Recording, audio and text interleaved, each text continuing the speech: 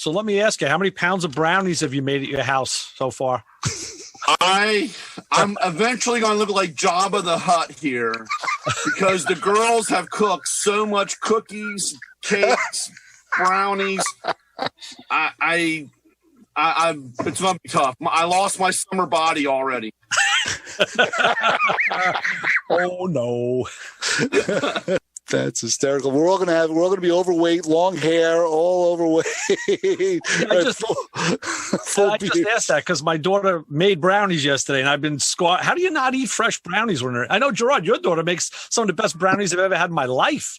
It must be a virus thing, you know. Brownies cure the coronavirus. Let's start spreading that around. That's what it is. Eat brownies. No problem, man.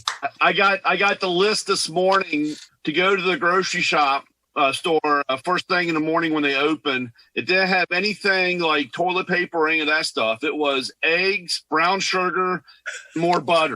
Not just butter, things that we more needed. butter. Mm-hmm. Right, more butter, not just butter. Yeah, more butter and brown sugar. I mean, and chocolate chips. We ran out. We were shaving Hershey Kisses to have chocolate in the cookies. So it's tough. I mean, we had to sacrifice some Hershey Kisses. You got to do what you got to do. Exactly. Suffer where you can. Yeah. You can see our rationing is a whole different perspective now, right? Yeah.